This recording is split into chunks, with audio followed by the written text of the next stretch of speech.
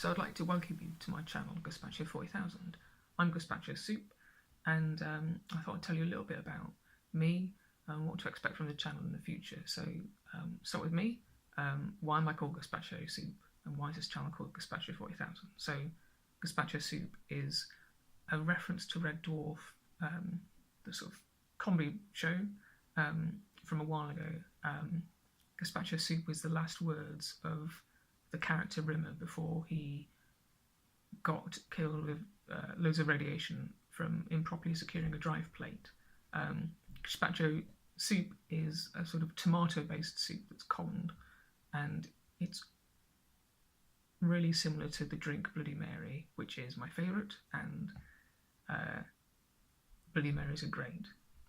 But aside from that, Gazpacho 40,000 is the name of the YouTube channel, and it's going to be about, you guessed it, Warhammer 40,000.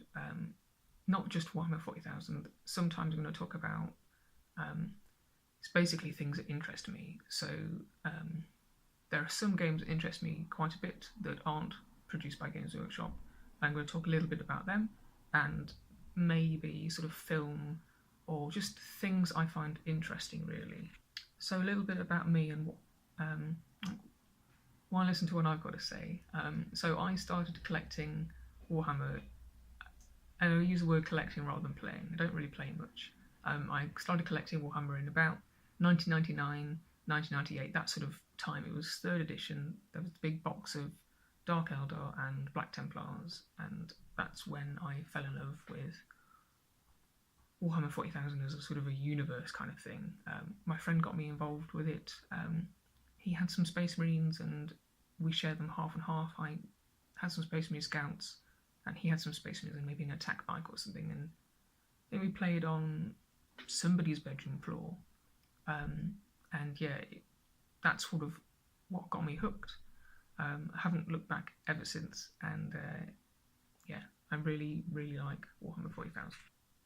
So I realised the format of my video channel is quite similar to that of Atom Smash's Tabletop Minions channel, and it does look like it's, there are some overlaps, I won't deny that, but Atom Smasher tends to deal with how-tos, how to sort of paint and build, and sort of how to progress through the sort of grow and progress in the sort of hobby aspect, which I think is fantastic. I follow your videos, Atom, and I think they're really good. I really like them. But I'm going to be talking more about sort of developing stories and how you can use story to influence your hobby, and how you can sort of grow through stories, rather than stories can influence sort of the hobby, and they can also influence the way you play a game. You don't just sort of flip through a book and go, oh, well, let's play this mission and let's play this setup. You can sort of use the story to tell a narrative, and when sort of Games Workshop sort of popularised forging a narrative, I thought that was amazing, and I want to get more people to be forging a narrative rather than just opening a book and, oh, let's play this mission. I find that boring. I don't enjoy playing missions. I want to play a story, and that's what I'm going to mostly focus on, is sort of how to tell a story.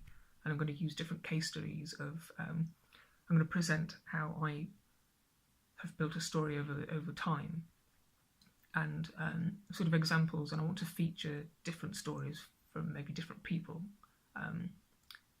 which I think would be really cool. So I'm mainly a hobbyist. I'm a hobbyist at heart.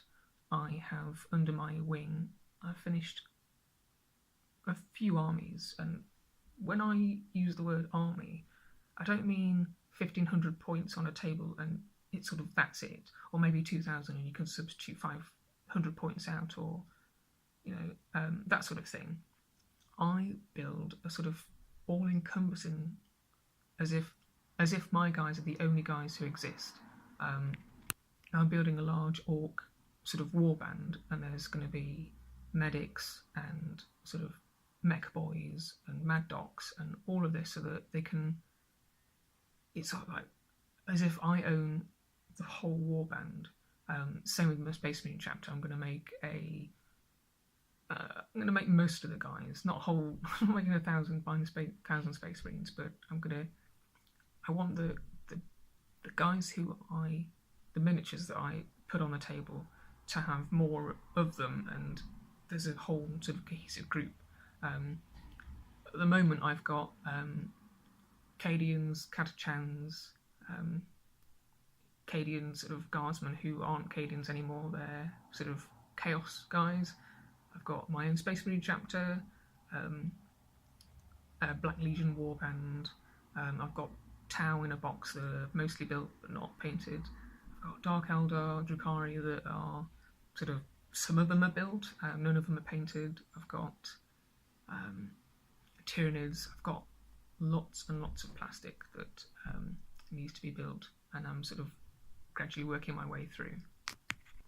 I actually really like every faction in the Warhammer 40,000 universe. To start off with, I didn't like all of them, but I did some more reading, and I recommend if you don't like a faction, have a bit of a read of the stories that are involved with them in codexes and things. And I think Games Workshop are doing a really good job of making, at least me, want to own everything, because they're doing a really good job of making sort of cool stories, and it's the stories that interest me in the models. Obviously the models are fantastic, they're all fantastic, so how do you choose between lots of fantastic models? For me, it's the story. So I also want to cover different ways of playing games of Warhammer 40,000, and also set in the Warhammer 40,000 sort of universe. For me, Warhammer 40,000 isn't just the Warhammer 40,000 rulebook and dice that are d6s. For me, Warhammer 40,000 is playing with playing cards, using Emperor's Tarot, using d10s, not using any dice, just sort of using things in your head and not playing from the Warhammer 40,000 rulebook, and just sort of seeing what happens and telling a story, and playing with different rule sets and sort of tweaking rules to make your own thing. I think the Warhammer 40,000 rules are really good for a frame of how to play a game, but there are other ways of playing games set in the Warhammer 40,000 universe that maybe aren't published, or are published. I think a lot of people remember the Inquisitor rulebook, and obviously Necromunda's come out, and there's Battlefleet Gothic and Adeptus Titanicus, and there's lots of published rules which you can sort of chop and change to play games of Warhammer 40,000, but there's also different ways of playing with miniatures on the battlefield, and I'd like to cover that as well. And finally, as well as lots of how-tos to make rules and have rules influence like a narrative, and have the sort of story influence everything, and it all sort of mingle together, I'm going to be doing some opinion pieces of what is coming out for Warhammer 40,000 and sort of topical-ish. Lots of sort of my thoughts on what's happening at the moment, as well as how to grow your own story. So hopefully that's a good explanation as to what my channel is going to be.